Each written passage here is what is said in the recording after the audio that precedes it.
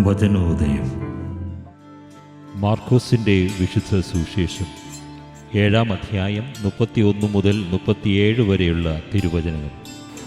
അവൻ ടൈർ പ്രദേശത്തു നിന്ന് പുറപ്പെട്ട് സീദോൻ കടന്ന് ദെക്കാപോളിസ് പ്രദേശത്തുകൂടി ഗലീലി കടൽ തീരത്തേക്ക് പോയി. ബധിരനും സംസാരത്തിന് തടസ്സമുണ്ടായിരുന്നവനുമായ ഒരുവനെ അവർ അവൻ്റെ അടുത്ത് കൊണ്ടുവന്നു. അവൻ്റെ മേൽ കൈകൾ വയ്ക്കണമെന്ന് അവർ അവനോട് അപേക്ഷിച്ചു. യേശു അവനെ ജനക്കൂട്ടത്തിൽ നിന്ന് മാറ്റി നിർത്തി.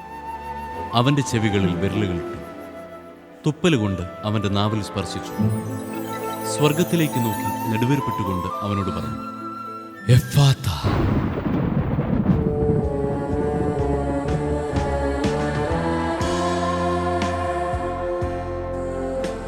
തുറക്കപ്പെടട്ടെ എന്നർത്ഥം. ഉടനെ അവൻ്റെ ചെവികൾ തുറന്നു, നാവിൻ്റെ കെട്ടഴിഞ്ഞു. അവൻ സ്ഫുടമായി സംസാരിച്ചു. ഇക്കാര്യം ആരോടും പറയരുതെന്ന് അവൻ അവരെ വിലക്കി.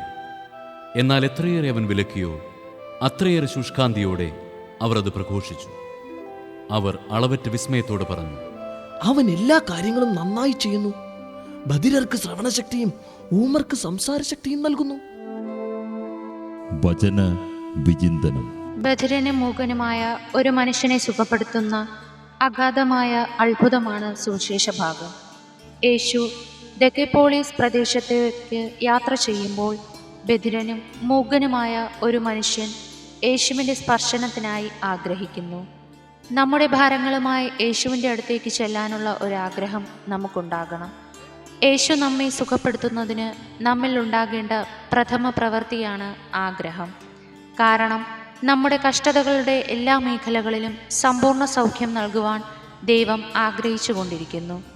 യേശുവിൻ്റെ വചനങ്ങളിൽ വിശ്വസിച്ചുകൊണ്ടാകണം ഈ ആഗ്രഹം രൂപപ്പെടുത്തേണ്ടത്. കാരണം യേശുവിൻ്റെ വചനത്തിന് ശക്തിയുണ്ട്. ആ വചനത്തിന് രോഗശാന്തി നൽകാൻ സാധിക്കും.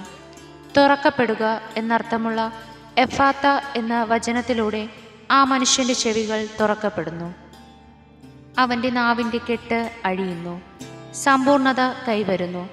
യേശുക്രിസ്തുവിൻ്റെ വചനത്തിൻ്റെ അധികാരവും ശക്തിയും പ്രകടമാക്കുന്ന ഈ സുവിശേഷ ഭാഗം നൽകുന്ന പാഠം ഹൃദയത്തിൽ സ്വീകരിക്കാം. അനുദിനം വചനത്തിൽ വിശ്വസിച്ചുകൊണ്ട് ആഗ്രഹത്തോടെ ദൈവസന്നിധിയിൽ പോകുന്നവരാകാം.